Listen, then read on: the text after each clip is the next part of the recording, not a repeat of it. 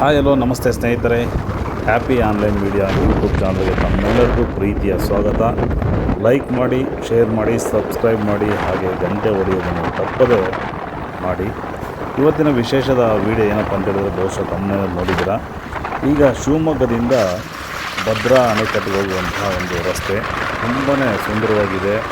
ಈ ಒಂದು ರಸ್ತೆಯಲ್ಲಿ ಪ್ರಯಾಣ ಮಾಡ್ತಾ ಇದ್ದರೆ ಸ್ನೇಹಿತರೆ, ನಮಗೆ ನಾವೇ ಕಳೆದೋಗ್ಬಿಡ್ತೀವಿ. ಆ ರೀತಿ ಇರ್ತಕ್ಕಂಥ ಸುತ್ತಮುತ್ತಲಿನ ಒಳ್ಳೆ ಅದ್ಭುತವಾದ ತುಂಬ ಹಚ್ಚ ಹಸಿರಿನಿಂದ ಕೂಡಿರ್ತಕ್ಕಂಥ ಒಂದು ಒಳ್ಳೆಯ ಪರಿಸರ, ಹಾಗೆಯೇ ಅಷ್ಟೇ ಸುಂದರವಾಗಿ ನೀಟಾಗಿ ರಸ್ತೆಗಳಿರುವಂತಹ ಒಂದು ಪ್ರದೇಶ ಅಂತ ಹೇಳಿದ್ರೆ ನಮ್ಮ ಶಿವಮೊಗ್ಗ ಜಿಲ್ಲೆಯಿಂದ ಅಣೆಕಟ್ಟು ಅಂದರೆ ಭದ್ರಾ ಅಣೆಕಟ್ಟು ಹೋಗುವಂತಹ ಮಾರ್ಗ ಸ್ನೇಹಿತರೆ.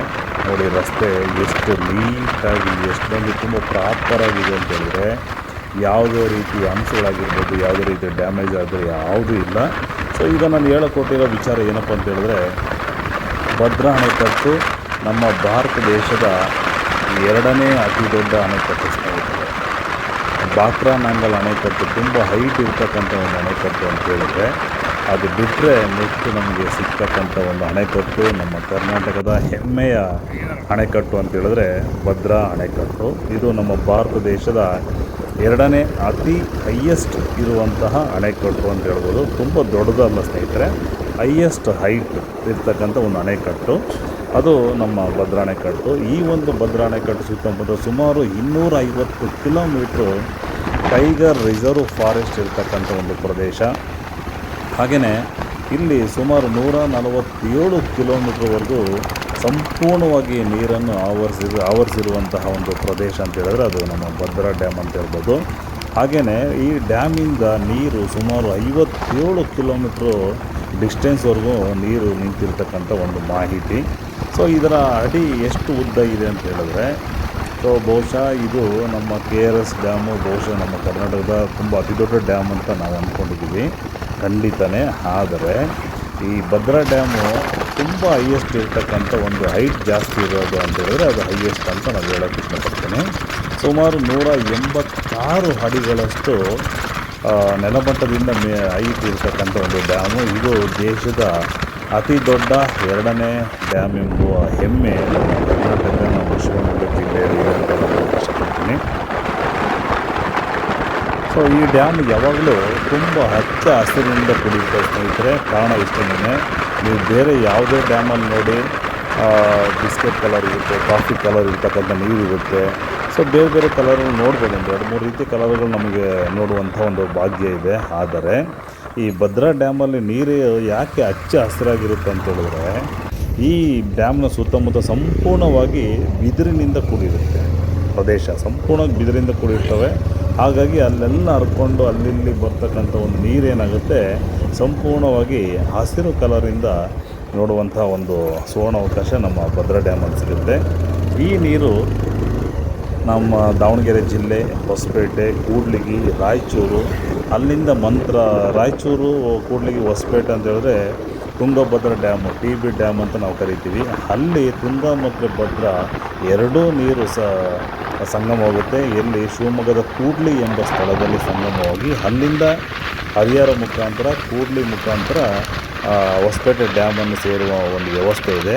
ಹೊಸಪೇಟೆಯಿಂದ ರಾಯಚೂರು, ಅಲ್ಲಿಂದ ಮಂತ್ರಾಲಯ ಸೇರಿ ಅಲ್ಲಿ ಕೃಷ್ಣಾ ನದಿಗೆ ಸಂಗಮವಾಗುತ್ತೆ. ಕೃಷ್ಣಾ ನದಿಯಿಂದ ಆಂಧ್ರ ಪ್ರದೇಶದ ಎಲ್ಲ ಉದ್ದಗಲಕ್ಕೂ ನೀರು ಹರಿದು ಈ ಒಂದು ನೀರು ನಮ್ಮ ಏನು ಬಂಗಾಳ ಕೊಲ್ಲಿ ಇರ್ತಕ್ಕಂಥ ಈ ಒಂದು ಸಮುದ್ರವನ್ನು ಸೇರುವಂಥ ಒಂದು ಇತಿಹಾಸ ಇದೆ ಸ್ನೇಹಿತರೆ.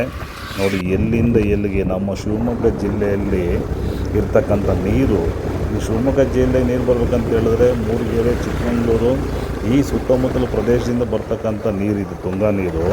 ಸೊ ಅಲ್ಲಿಂದ ಬಂದು ಶಿವಮೊಗ್ಗ ನಗರದಲ್ಲಿ ಇದ್ದು ಶಿವಮೊಗ್ಗದಿಂದ ಸುಮಾರವಾಗಿ ಆಂಧ್ರ ಪ್ರದೇಶ ತಲುಪಿ ಆಂಧ್ರದಿಂದ ಬಂಗಾಳ ಕೊಲ್ಲಿಯನ್ನು ತಲುಪುವಂತಹ ಒಂದು ವ್ಯವಸ್ಥೆ ನಮ್ಮ ತುಂಗಭದ್ರದ ನೀರಿಗೆ ಸಲ್ಲುತ್ತದೆ ಸ್ನೇಹಿತರೆ.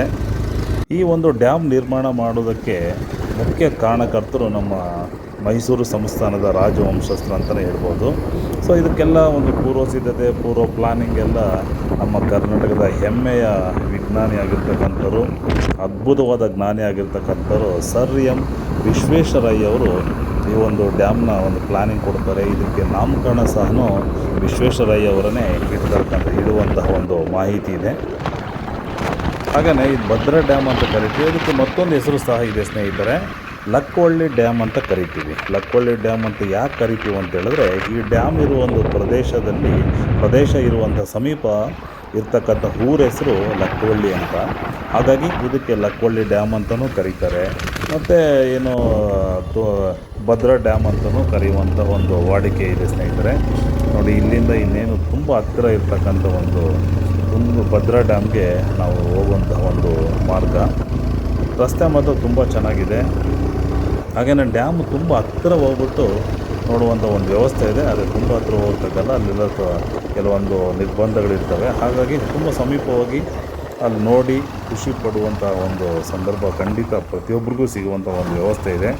ಅದರ ಬ್ಯಾಕ್ ವಾಟ್ರು ಏನಿದೆ, ಬ್ಯಾಕ್ ಸೈಡ್ ಹೋಗ್ಬಿಟ್ರೆ ಬೋಟಿಂಗ್ ವ್ಯವಸ್ಥೆಯೂ ಇದೆ. ಅದನ್ನು ನಾನು ಮುಂದಿನ ವೀಡಿಯೋದಲ್ಲಿ ತೋರಿಸ್ತೀನಿ. ನೋಡಿ ಸ್ನೇಹಿತರೆ, ಈಗ ನೀರು ನೋಡಿ ಹೇಗೆ ಹಚ್ಚ ಹಸಿರಿನಿಂದ ಕೂಡಿರುತ್ತೆ ನೋಡಿ. ಸಂಪೂರ್ಣವಾಗಿ ಹಸಿರಿನ ಒಂದು ಕಲರ್ ಇರ್ತಕ್ಕಂಥ ನೀರು ನಾವು ಈ ಭದ್ರಾ ಡ್ಯಾಮಲ್ಲಿ ನೋಡ್ಬೋದು. ಇಲ್ಲಿ ಸುಮಾರು ಜನ ಬರ್ತಾರೆ, ಬಂದು ವಿಸಿಟ್ ಮಾಡಿ ಇಲ್ಲಿ ನೋಡುವಂಥ ಒಂದು ಒಳ್ಳೆಯ ಸ್ಥಳಗಳನ್ನು ನೋಡ್ಕೊಂಡು ಹೋಗಿ. ನೋಡಿ, ಇದೇ ನೋಡಿ ಸ್ನೇಹಿತರೆ ಭದ್ರಾ ಡ್ಯಾಮ್. ತುಂಬ ಹತ್ತಿರದಿಂದ ಇಲ್ಲೊಂದು ಬ್ರಿಡ್ಜ್ ಇದೆ. ಈ ಬ್ರಿಡ್ಜ್ ಮೇಲೆ ಹೋಗಿ ನಂತರ ನಾವು ಈ ಒಂದು ರಸ್ತೆ ಸಮೀಪ ಭದ್ರಾ ಜಲಾಶಯ ಅಂತ ಬೋರ್ಡ್ ಇದೆ. ತಮ್ಮೆಲ್ಲರಿಗೂ ಪ್ರೀತಿಯ ಸುಸ್ವಾಗತ.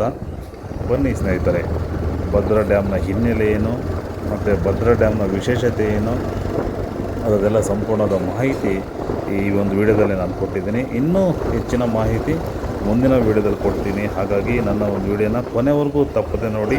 ಥ್ಯಾಂಕ್ ಯು, ಧನ್ಯವಾದಗಳು.